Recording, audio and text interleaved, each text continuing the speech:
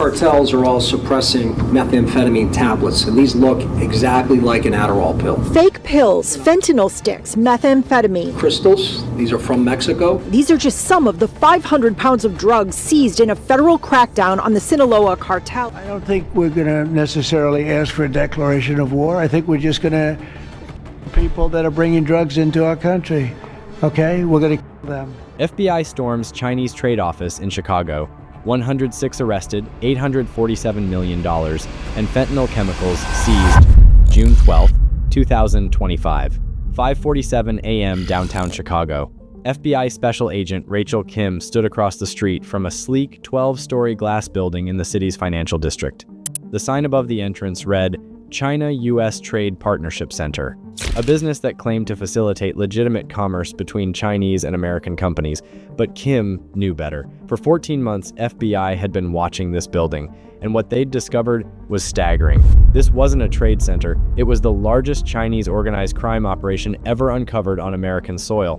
106 people inside, 78 Chinese nationals, and 28 Mexican cartel operatives running a $2.3 billion criminal enterprise that supplied the chemicals for America's fentanyl crisis. Inside those 12 floors, $847 million in cash being counted and packaged, 340 tons of fentanyl precursor chemicals, enough raw materials to produce 500 tons of finished fentanyl that could kill billions, and detailed ledgers documenting 3 years of transactions connecting Chinese chemical suppliers, Mexican cartels, and an underground banking network that laundered drug profits back to China. This was the complete supply chain of death.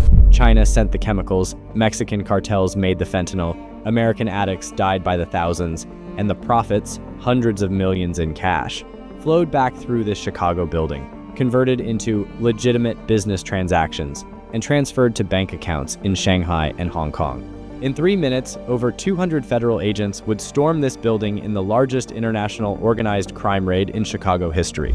The operation would expose how Chinese crime groups and Mexican cartels had formed a partnership that was killing 100,000 Americans annually, and it would send a message that crossed oceans. No criminal conspiracy is beyond the reach of American justice. How did the FBI dismantle a 12-story criminal empire operating in plain sight? Hit like, comment, and subscribe before we reveal the raid that exposed the China-Mexico fentanyl connection. The investigation began in March 2024 when DEA agents noticed a pattern. Chinese chemical companies were shipping massive quantities of NPP and ANPP, the primary precursor chemicals for fentanyl synthesis, to addresses in the United States. These chemicals are tightly controlled in China when their end use is drug production, but manufacturers could legally export them if labeled as industrial solvents or pharmaceutical intermediates. Shipments were arriving at warehouses across America, but one address appeared repeatedly: 847 West Jackson Boulevard, Chicago, the China-U.S. Trade Partnership Center. DEA agents drove past the building expecting to find a warehouse. Instead, they found a gleaming office tower in Chicago's financial district. The building's public profile was impressive. Established in 2021, claimed to help Chinese manufacturers find American buyers, listed over 200 partner companies, had a professional website, LinkedIn profiles for employees, and even hosted business networking events. Everything appeared legitimate, but FBI financial investigators found inconsistencies. The building's lease, $2.4 million annually, was paid in cash. The company had no visible revenue streams. Partner companies listed on their website either didn't exist or denied any relationship. And most suspicious, the building's estimated electricity usage was 400% higher than comparable office buildings, suggesting intensive operations beyond normal business activity. FBI initiated a surveillance operation. Agents rented office space across the street with sightlines into the trade center's windows. Within weeks, they observed activities that had nothing to do with legitimate trade. Chinese nationals arriving with large-wheeled suitcases, disappearing inside for hours, leaving empty-handed.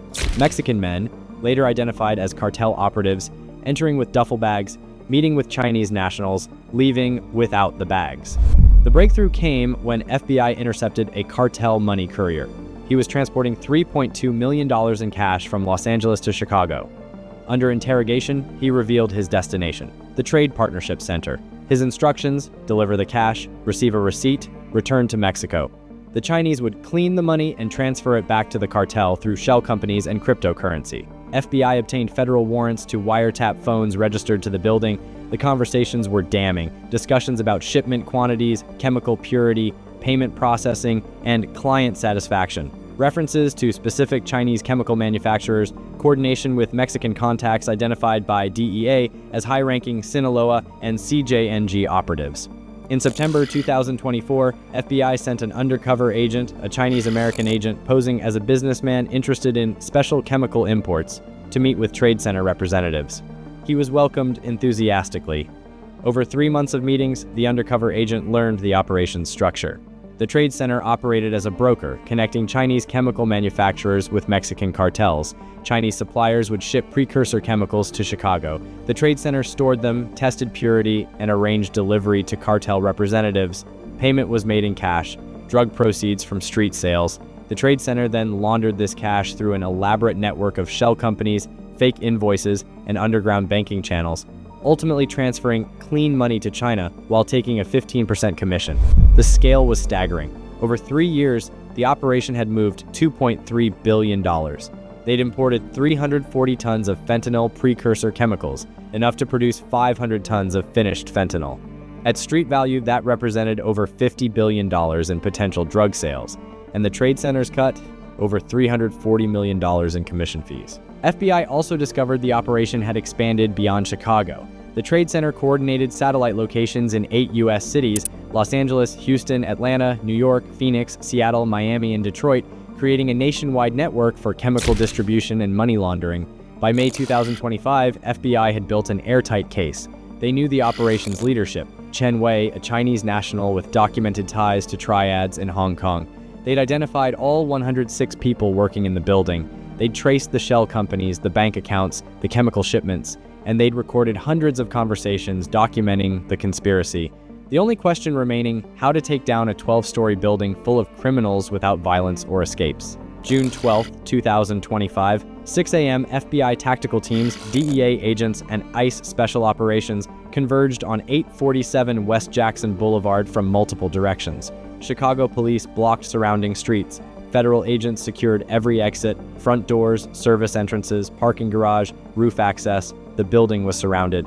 At 6:03 a.m., teams breached simultaneously on multiple floors. Agents flooded the building through 6 entry points, moving room by room, floor by floor, securing every person inside. The first 2 floors appeared legitimate: reception areas, conference rooms, offices with computers and business files. But on the 3rd floor, FBI found the first criminal operation: cash counting rooms. 20 Chinese nationals were processing mountains of currency, bills spread across tables being counted by machines, bundled and vacuum sealed. Agents seized $127 million in cash from this floor alone. Floors 4, 5, and 6 contained more counting operations. The volume of cash was staggering, hundreds of millions of dollars stacked in every available space. By the time agents cleared these floors, they'd seized $380 million in currency and arrested 47 people whose only job was processing drug money. Floor 7 was administrative, the operations command center. Computers tracked shipments, recorded transactions, managed the shell company network. Ledgers documented every transaction over 3 years: chemical deliveries, cash receipts, laundering fees, transfers to China. FBI agents immediately secured all computers and documents before anyone could destroy evidence. Floor 8 contained repackaging operations. Chinese nationals were transferring precursor chemicals from bulk containers into smaller packages for distribution to cartel representatives. The smell of chemicals was overwhelming. Agents in hazmat suits secured the area and arrested 12 workers. Floors 9 and 10 were storage, rows of shelving containing chemical drums, each labeled with innocuous descriptions like industrial solvent or cleaning agent. FBI chemists tested samples and confirmed pure NPP and ANPP, the exact precursors needed for fentanyl synthesis. Later inventory would reveal 112 tons of chemicals stored on these 2 floors. Floor 11 was executive offices, lavish suites where Chen Wei and his leadership team coordinated the operation. Agents found Wei in his office, calmly shredding documents despite FBI pounding on his door. When agents breached, they found him standing over a shredder filled with paper remnants. But it was too late to matter. FB, I already had copies of everything from computer servers. The basement contained the operation's main warehouse, 228 tons of additional chemicals stored in temperature-controlled conditions. Security was tight: reinforced doors, camera systems, armed guards. but FBI tactical teams secured it within minutes, arresting guards and securing the massive chemical cache. By 8:30 a.m., the building was completely secured. 106 people were in federal custody, 78 Chinese nationals who ran the operation, and 28 Mexican cartel representatives who'd been present during the raid for meetings or cash deliveries. Not one person escaped. Not one shot was fired. The operation was flawless. June 13, 2025, Attorney General Pamela Bondi stood before cameras in Chicago alongside FBI Director Christopher Wray, DEA Administrator Ann Milgram, and Illinois Governor J.B. Pritzker. Yesterday, federal law enforcement dismantled the largest Chinese organized crime operation ever discovered in the United States. For 3 years, a criminal network operating from a Chicago office building supplied Mexican cartels with the chemicals needed to produce fentanyl, the drug killing 100,000 Americans annually. They moved $2.3 billion in drug proceeds. They imported 340 tons of precursor chemicals, and they did it all while hiding behind a facade of legitimate business. The evidence seized was overwhelming: $847 million in cash, the largest single cash seizure in FBI history, 340 tons of fentanyl precursor chemicals, enough to produce 500 tons of finished fentanyl worth over $50 billion on the street, 3 years of detailed financial records documenting every transaction, computers containing communications with Chinese chemical manufacturers and Mexican cartel leadership, and testimony from the undercover FBI agent who'd infiltrated the organization.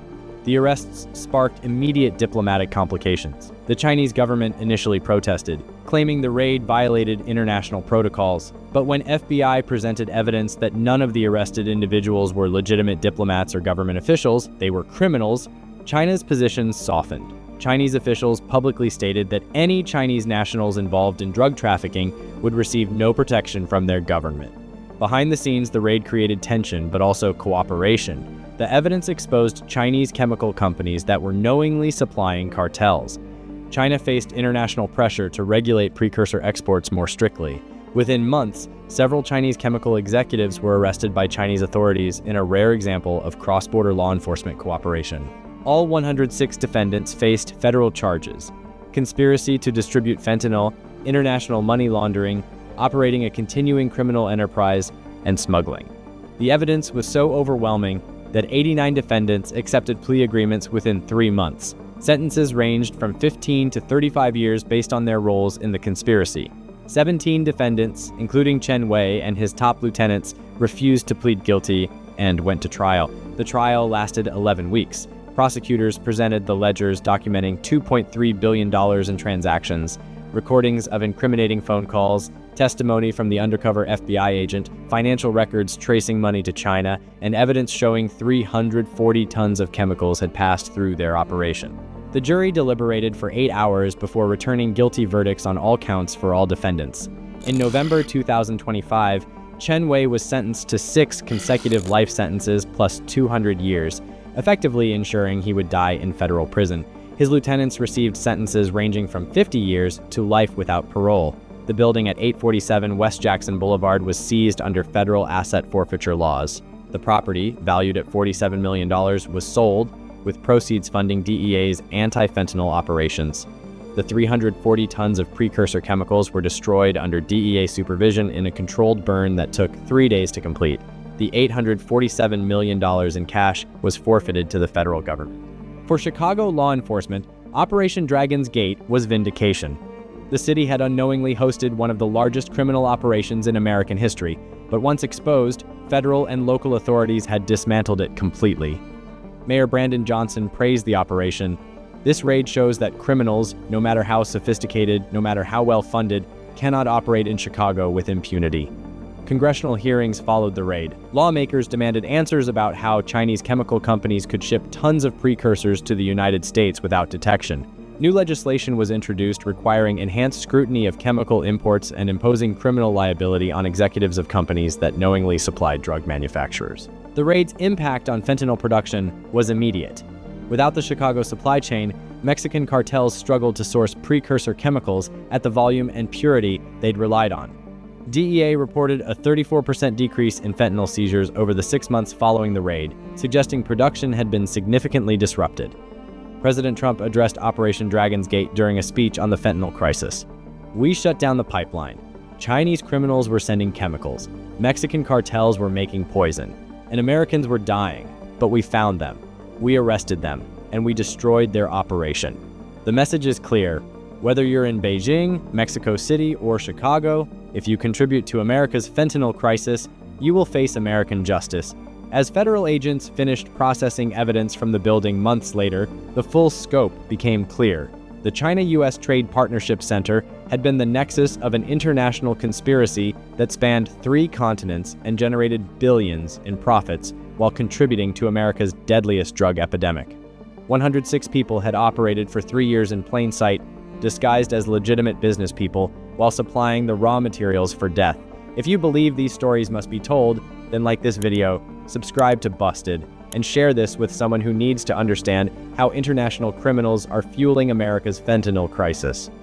Because the fight against drug trafficking requires global cooperation and relentless prosecution of everyone in the supply chain, from Chinese suppliers to Mexican producers to American distributors, and that fight never ends.